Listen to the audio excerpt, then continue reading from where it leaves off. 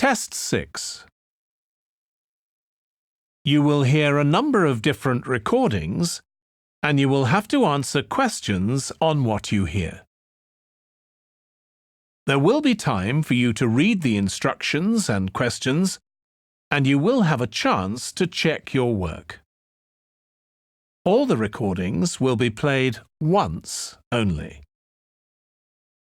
The test is in 4 sections. At the end of the test, you will be given 10 minutes to transfer your answers to an answer sheet. Now turn to Section 1.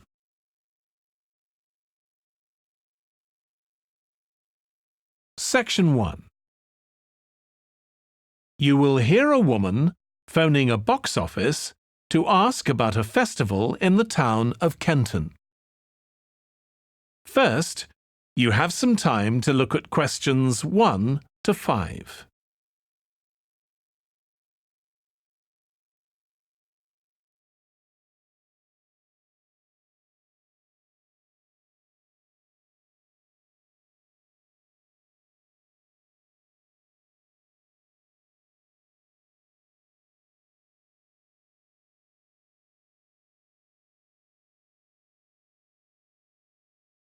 You will see that there is an example that has been done for you.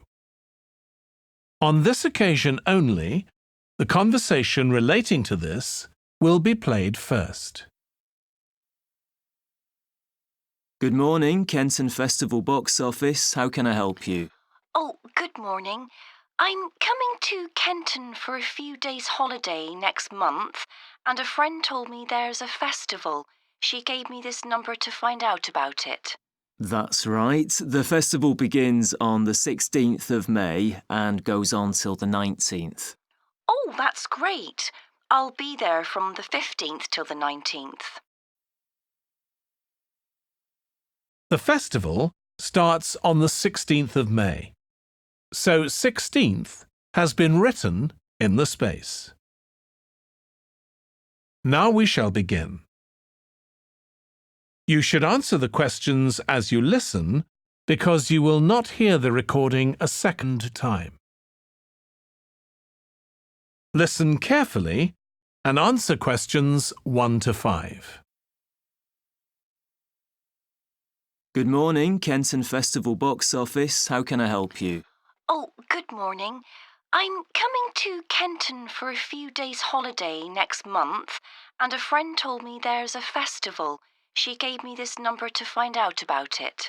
That's right. The festival begins on the 16th of May and goes on till the 19th. Oh, that's great. I'll be there from the 15th till the 19th. So, could you tell me the programme, please? Well, on the first day, there's the opening ceremony in the town centre. People start gathering around 2 o'clock to get a good place to see from, and the events will start at 2:45 and finish about 5:30. OK, thanks. I'll make sure I get there early to get a good spot. The festival will be officially opened by the mayor. He'll just speak for a few minutes, welcoming everyone to the festival. All the town councillors will be there, and, of course, lots of other people. Right. Then there'll be a performance by a band. Most years we have a children's choir, but this year the local army cadets offered to perform, and they're very good. Uh-huh. After that, a community group from the town will perform a play they've written themselves, just a short one. It's about Helen Tungate. I don't know if you've heard of her. I certainly have. She was a scientist years ago. That's right. She was born in Kenton exactly 100 years ago, so we're celebrating her centenary. I'm a biologist, so I've always been interested in her. I didn't realise she came from Kenton. Yes. Well, all that will take place in the afternoon, and later, as the sun sets, there'll be a firework display. You should go to the park to watch, as you'll get the best view from there. and the display takes place on the opposite side of the river. It's always one of the most popular events in the festival. Sounds great. Before you hear the rest of the conversation, you have some time to look at questions 6 to 10.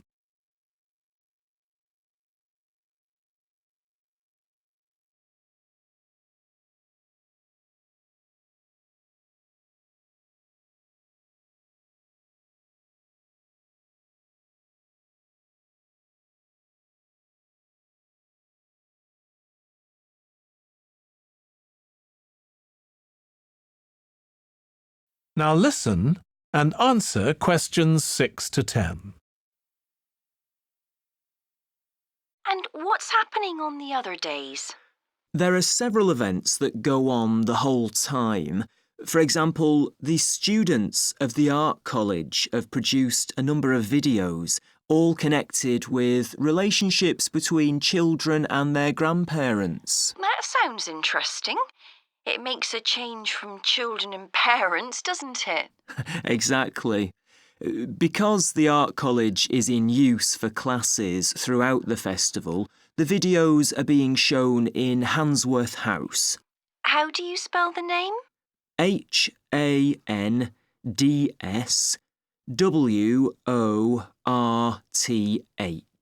Handsworth House. It's close to the town hall. Right. Now, let me see, what else can I tell you about? Are there any displays of ballet dancing? I'm particularly interested in that as I do it as a hobby. There isn't any ballet, I'm afraid, but there'll be a demonstration of traditional dances from all round the country. Well, that'd be nice. Where's that being held? It's in the market in the town centre. The outdoor one, not the covered market. And it's on at 2 and 5 every afternoon of the festival, apart from the first day. Lovely. I'm interested in all kinds of dancing, so I'm sure I'll enjoy that. I'm sure you will. And I'd really like to go to some concerts, if there are any. Yes, there are several. 3 performed by professionals and 1 by local children. And where is it being held? It's in the library, which is in Park Street. On the 18th at 6:30 in the evening. I presume I'll need tickets for that. Yes, you can book online, or you can buy them when you arrive in Kenton, either at the festival box office or from any shops displaying our logo in the windows. Well, I think that'll keep me busy for the whole of my stay in Kenton. Thank you so much for all your help. You're welcome. I hope you enjoy your stay. Thank you. Goodbye. That is the end of section 1.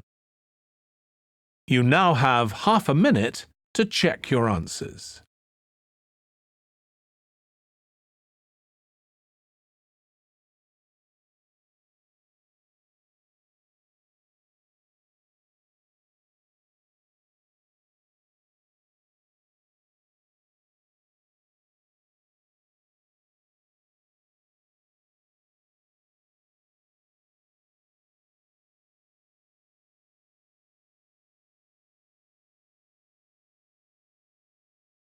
Now turn to section 2.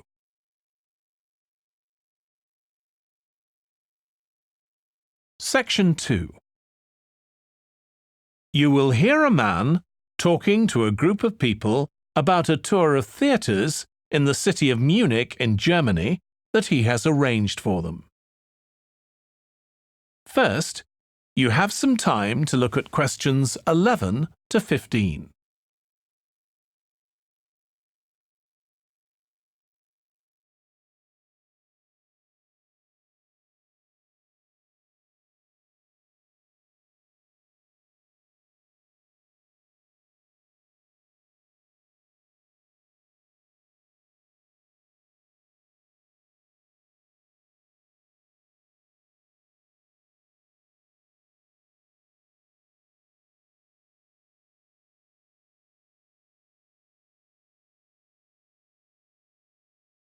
Now listen carefully and answer questions 11 to 15. Right. I've now almost succeeded in finalising plans for our tour, so I'll bring you up to date with what I know. As you know, we're flying first to Munich on Monday the 4th. The flight is at 11:30, so it's too early to have lunch at the airport.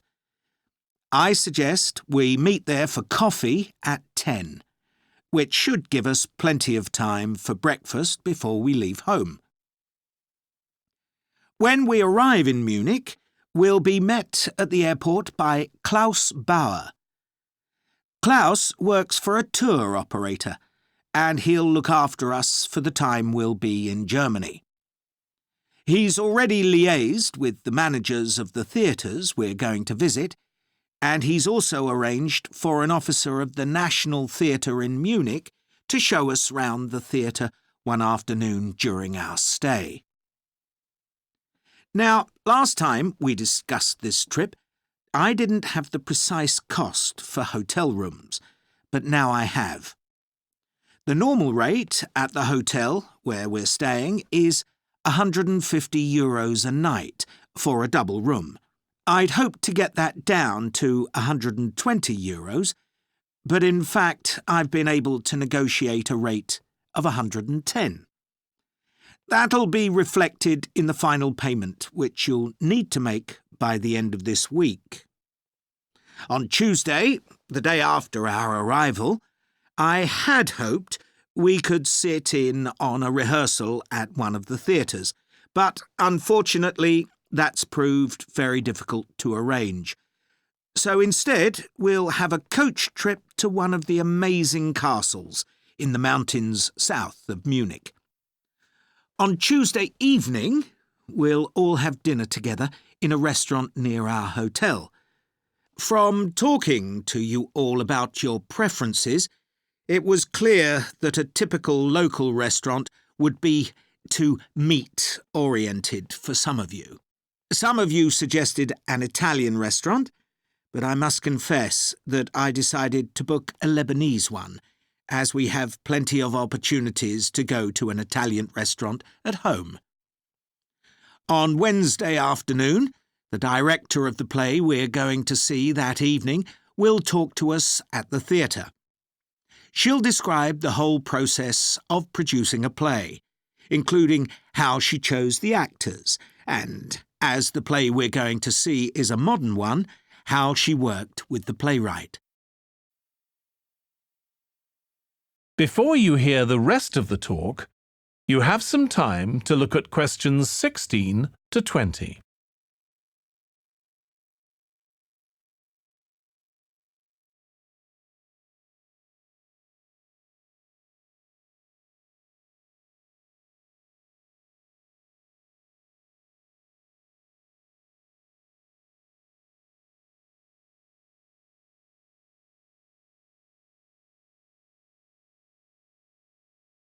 Now listen and answer questions 16 to 20. Right. Now I'd just like to make a few points about the plays we're going to see, partly because it might influence your choice of clothes to take with you. The play we're seeing on Wednesday evening is a modern one, and we're going to the premiere, so it'll be quite a dressy occasion, though of course you don't have to dress formally. I gather it's rather a multimedia production, with amazing lighting effects and a soundtrack of electronic music, though unfortunately the playwright is ill and is unlikely to be able to attend. On Thursday, we're seeing a play that was first performed last year, when it was commissioned to mark 100 years since the birth in the town of a well-known scientist. We're going to see a revival of that production, which aroused a lot of interest. Friday's play will really make you think hard about what clothes to pack, as it'll be in the garden of a palace. It's a beautiful setting, but I'd better warn you, there won't be much protection from the wind. On Saturday, we're going by coach to a theatre in another town, not far from Munich. This will be the opening of a drama festival, and the mayor and all the other dignitaries of the town will be attending. After the performance, the mayor is hosting a reception for all the audience, and there'll be a band playing traditional music of the region. And after having a day off on Sunday, our final play is on Monday, and it's in the stunning setting of the Old Town Hall, which dates back to the 14th century. The performance marks the 50 years that the lead actor has been on stage, and the play is the one where he made his first professional appearance all those years ago. And the day after that, we'll be flying back home. Now, have you got any questions before I move? That is the end of section 2. You now have half a minute to check your answers.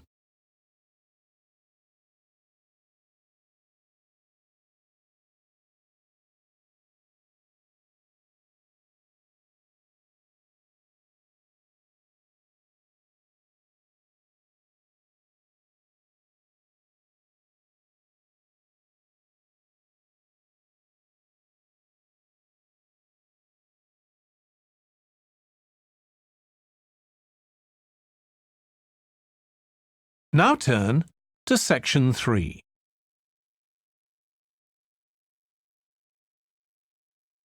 Section 3. You will hear James, who is in the Scandinavian Studies department at his university, talking to his tutor, Beth.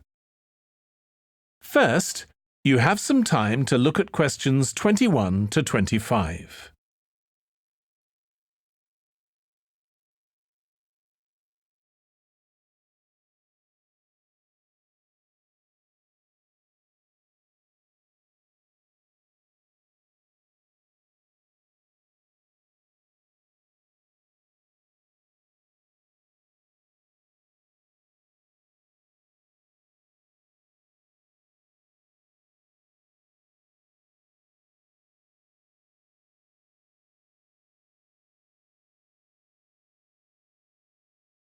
Now listen carefully and answer questions 21 to 25. Oh, good morning. You must be James. I'm Beth Cartwright. Please call me Beth. Thank you. Now, as this is your first tutorial since you started on the Scandinavian Studies course, I'd like to find out something about you. Why did you decide to take this course? Well, my mother is Danish, and although we always lived in England, she used to talk about her home a lot, and that made me want to visit Denmark. We hardly ever did, though. My mother usually went on her own. But whenever her relations or friends were in England, they always came to see us. I see. So I assume you already speak Danish, one of the languages you'll be studying? I can get by when I talk to people, though I'm not terribly accurate. Now, you probably know that you'll spend the third year of the course abroad. Have you had any thoughts about that? I'm really looking forward to it. And although Denmark seems the obvious place to go because of my family connections, I'd love to spend the time in Iceland. Oh, I'm sure it can be arranged.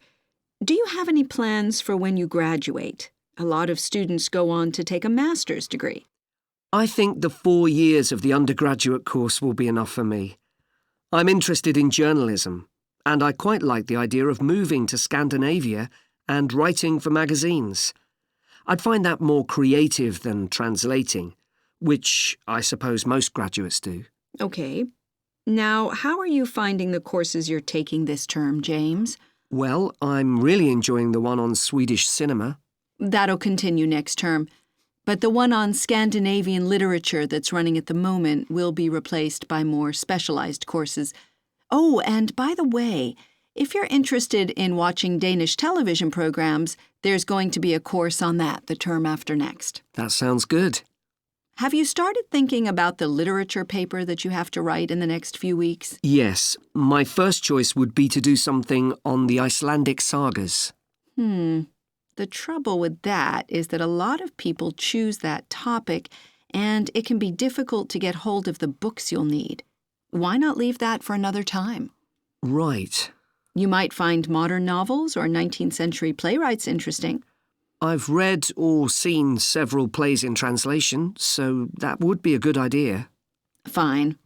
I'll put you down for that topic. Right, so what would you advise me to aim at in the paper? First, I suggest you avoid taking one writer and going into a great deal of detail. That approach certainly has its place, but I think you first need to get an understanding of the literature in the context of the society in which it was produced, who it was written for, how it was published, and so on. I also think that's more fruitful than placing it within the history of the genre. Okay, that sounds reasonable. Before you hear the rest of the discussion, you have some time to look at questions 26 to 30.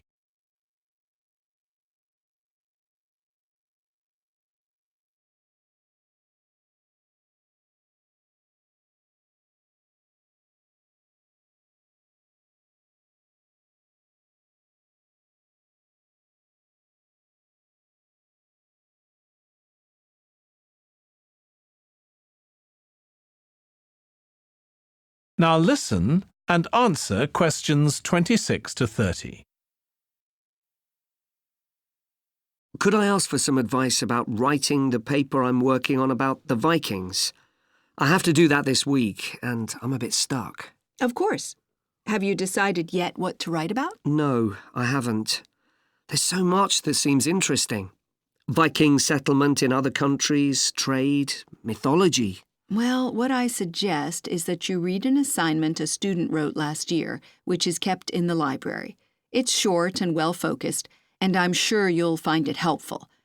I'll give you the details in a moment. Textbooks usually cover so many topics, it can be very difficult to choose just one. Okay. I've got a DVD of the film about the Vikings that came out earlier this year. Should I watch that again? If it's the one I am thinking of, I'd ignore it. It's more fantasy than reality. But I've got a recording of a documentary that you should watch. It makes some interesting and provocative points, which I think will help you to focus your topic. Right.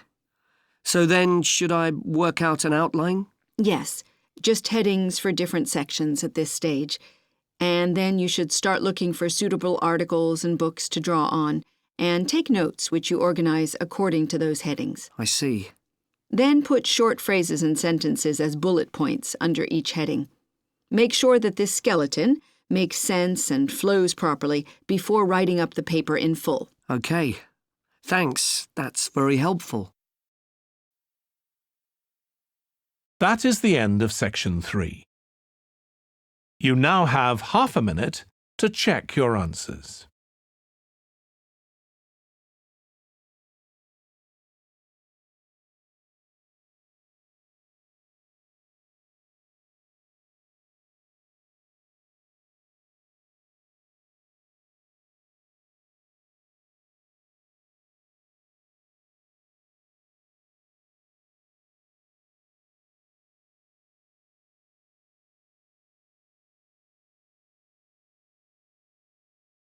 Now turn to section 4.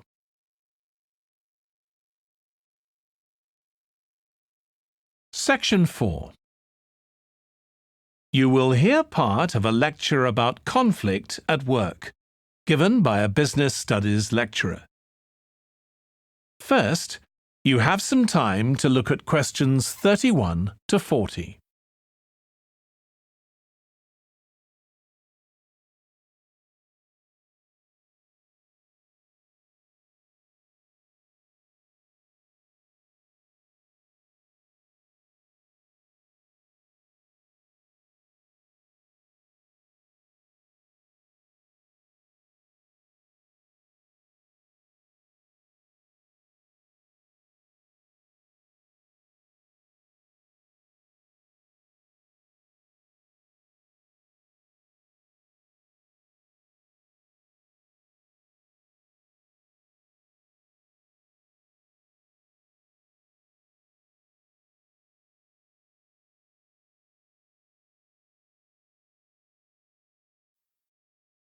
Now listen carefully and answer questions 31 to 40.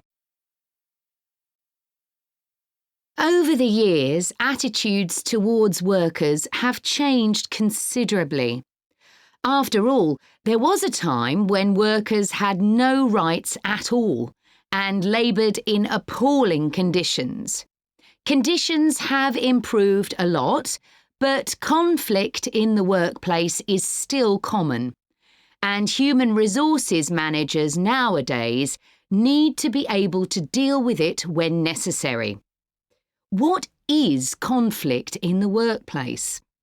Definitions vary, but I'm taking it to refer to a whole range of behaviours that the victim finds unacceptable, from minor, harmless arguments to, at the opposite extreme, physical violence.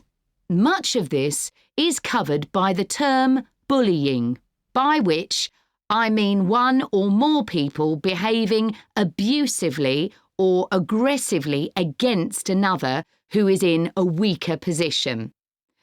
Although all behaviour like this is a form of conflict, not all conflict can be described in these terms. As with all human behaviour, there are numerous reasons for it, but often it's caused by someone who feels the need to show their superiority over someone else in order to feel that they aren't at the lowest level in a hierarchy or a group of people. In some cases, one person simply dislikes the other on the basis that the personality of one is in some way incompatible with that of the other person. A general habit of optimism in one person could make them intolerant of a colleague who's constantly pessimistic. Not that that justifies treating them badly, of course. Some conflicts arise when people are more interested in promoting themselves and their team than in the company as a whole. These conflicts are called structural and could come about, for example, when a sales team believe they are the only people in the business who do any useful work and look down on behind-the-scenes administrators. Conflict obviously affects the individuals concerned. The situation is likely to be very stressful for victims, resulting in their absence from work, possibly for months. For the company, if no effort is made to deal with conflict, it can spiral out of control and even lead to the breakdown of the business.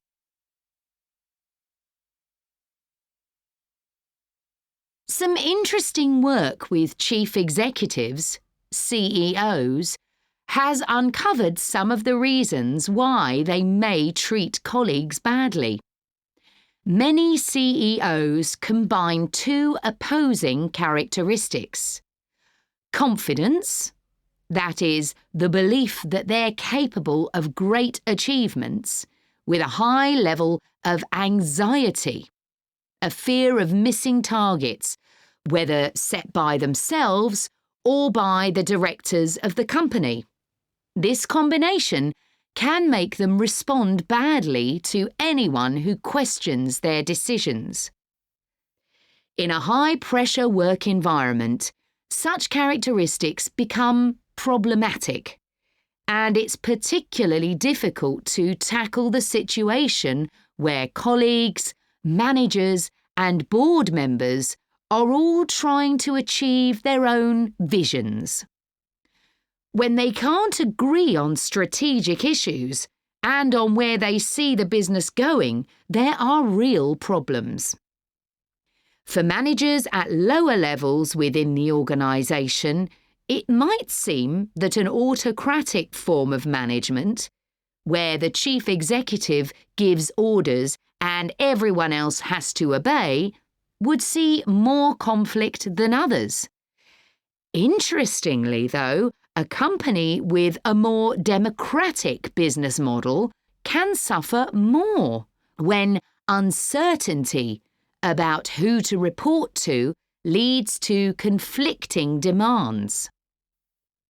Now I'll say a little about dealing with the type of conflict that has harmful effects. Of course, the ideal is to prevent it arising in the first place. A good manager at any level will make efforts to earn the respect of the people they work with, particularly those who report to them. That will involve politeness in all communications and treating them as equals who happen to have a different role within the organisation. Sometimes, of course, conflict does occur and can get out of hand. In such cases, the Human Resources Department often gets involved. However, if one of the parties in a conflict sees human resources as simply a mouthpiece for the chief executive, then an external mediator might be able to help. By talking to both sides and trying to find the truth of what's been happening, they can build a clear picture of the situation and give feedback that both sides will accept, precisely because they're independent. That is the end of section 4. You now have half a minute to check your answers.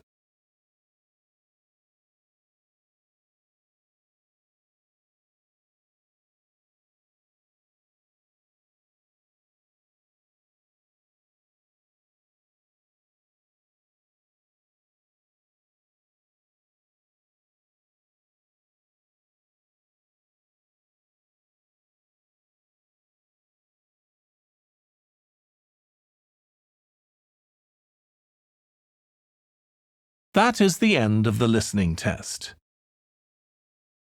In the IELTS test, you would now have 10 minutes to transfer your answers to the answer sheet.